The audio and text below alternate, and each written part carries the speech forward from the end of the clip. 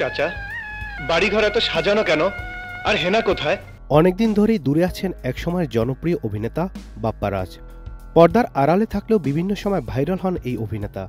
ক্যারিয়ারে অসংখ্য romantic cinema দর্শকদের উপহার দিয়েছেন তিনি।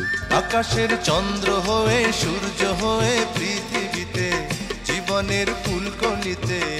তবে দর্শকের কাছে অভিনেতা বাপ্পা রাজ মানেই ব্যর্থ প্রেম বা ট্র্যাজেডির গল্প। নিউ সানসিল্ক ব্ল্যাক শাইন, নজর কাড়া শাইনি চুলের নাম্বার 1 চয়েস। অর্থাৎ ত্রিভুজ প্রেম বা স্যাক্রিফাইসের গল্প নির্ভর সিনেমাগুলোর কারণে আজও এই নায়ক বেশ জনপ্রিয়।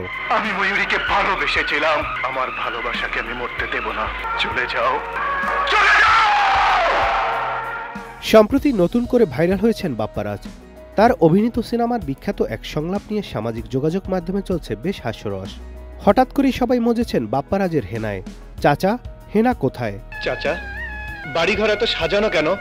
আর হেনা কোথায়? হেনার বিয়ে হয়ে গেছে। আমি বিশ্বাস করি না, আমি বিশ্বাস করি না। সংলাপে সয়লাভ সামাজিক যোগাযোগ মাধ্যম। তবে ঠিক কী কারণে এই সংলাপটি হঠাৎ করে ভাইরাল হলো তা স্পষ্ট নয়। 1993 সালে মুক্তিপ্রাপ্ত প্রেমের সমাধি সিনেমায় হেনার দৃশ্যটি নতুন করে ভাইরাল হয়েছে। সিনেমাটিতে বাপ্পা রাজ ও শাবনাজ প্রধান চরিত্রে অভিনয় করেছিলেন। প্রেমের সমাধি ভেঙে নাদিম হাসান, চ্যানেল আই।